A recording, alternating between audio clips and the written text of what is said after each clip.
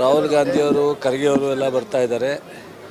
ಈ ದೇಶದಲ್ಲಿ election commission rate, ಮತದಾನದ ಪಟ್ಟಿಯನ್ನು ಪರಿಷ್ಕರಣೆ ಮಾಡ್ತಕ್ಕಂಥ ಸಂದರ್ಭದಲ್ಲಿ ಅನೇಕ ನ್ಯೂನತೆಗಳು, ತಪ್ಪನ್ನು ಸರಿಪಡಿಸುವಂಥ ಕೆಲಸನ ಭಾಳ ದಿವಸದಿಂದ ಮಾಡ್ತಾ ಇಲ್ಲ.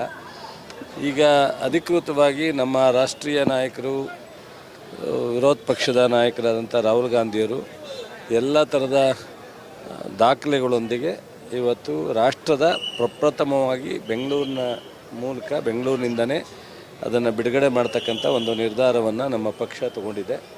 ಸೊ ಎಲ್ಲವೂ ಅವರಿಂದನೇ ಪ್ರೆಸೆಂಟ್ ಆಗುತ್ತೆ. ಸರ್, ಅಮೃತ ಕಾಲದ ಪ್ರಜಾಪ್ರಭುತ್ವಕ್ಕೆ ವಿಶ್ವ ಘೋರ ಷಡ್ಯಂತ್ರ ಮಾತನ್ನು ಕುಮಾರಸ್ವಾಮಿಯವರು ಯಾವುದನ್ನು ಇಲ್ಲಿವರೆಗೆ ನಾನು 35 ವರ್ಷ ಅವ್ರ ಸ್ನೇಹಿತಲಿದ್ದೆ, ನೋಡಿದೆ.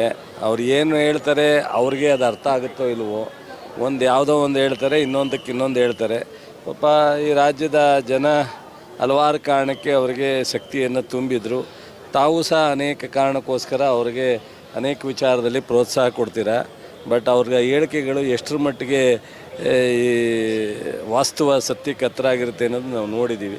ಸೊ ಪಾಪ ಅವ್ರಿಗೆ ದೇವರು ಒಳ್ಳೇದು ಮಾಡಲಿ. ಥ್ಯಾಂಕ್ಸ್. ರಾಹುಲ್ ಗಾಂಧಿಯವರು, ಖರ್ಗೆ ಅವರು ಎಲ್ಲ ಬರ್ತಾ ಇದ್ದಾರೆ. ಈ ದೇಶದಲ್ಲಿ ಎಲೆಕ್ಷನ್ ಕಮಿಷನ್ ರೇಟು, ಮತದಾನದ ಪಟ್ಟಿಯನ್ನು ಪರಿಷ್ಕರಣೆ ಮಾಡ್ತಕ್ಕಂಥ ಸಂದರ್ಭದಲ್ಲಿ ಅನೇಕ ನ್ಯೂನತೆಗಳು, ತಪ್ಪನ್ನು ಸರಿಪಡಿಸುವಂಥ ಕೆಲಸನ ಭಾಳ ದಿವಸದಿಂದ ಮಾಡ್ತಾ ಇಲ್ಲ.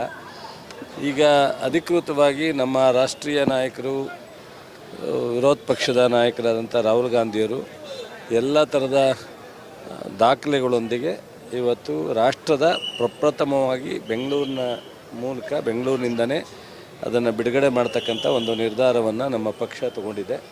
ಸೊ ಎಲ್ಲವೂ ಅವರಿಂದನೇ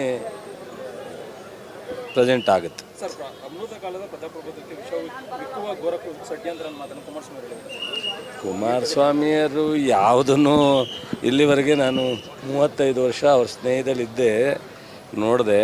ಅವ್ರು ಏನು ಹೇಳ್ತಾರೆ ಅವ್ರಿಗೆ ಅದು ಅರ್ಥ ಆಗುತ್ತೋ ಇಲ್ವೋ. ಯಾವುದೋ ಒಂದು ಹೇಳ್ತಾರೆ, ಇನ್ನೊಂದಕ್ಕೆ ಇನ್ನೊಂದು ಹೇಳ್ತಾರೆ. ಪಾಪ ಈ ರಾಜ್ಯದ ಜನ ಹಲವಾರು ಕಾರಣಕ್ಕೆ ಅವರಿಗೆ ಶಕ್ತಿಯನ್ನು ತುಂಬಿದ್ರು. ತಾವು ಸಹ ಅನೇಕ ಕಾರಣಕ್ಕೋಸ್ಕರ ಅವ್ರಿಗೆ ಅನೇಕ ವಿಚಾರದಲ್ಲಿ ಪ್ರೋತ್ಸಾಹ ಕೊಡ್ತೀರಾ. ಬಟ್ ಅವ್ರಿಗೆ ಹೇಳಿಕೆಗಳು ಎಷ್ಟರ ಮಟ್ಟಿಗೆ ಈ ವಾಸ್ತವ ಸತ್ಯಕ್ಕೆ ಹತ್ರ ಆಗಿರುತ್ತೆ ಅನ್ನೋದು ನಾವು ನೋಡಿದ್ದೀವಿ. ಸೊ ಪಾಪ ಅವ್ರಿಗೆ ದೇವರು ಒಳ್ಳೇದು ಮಾಡಲಿ. ಥ್ಯಾಂಕ್ಸ್.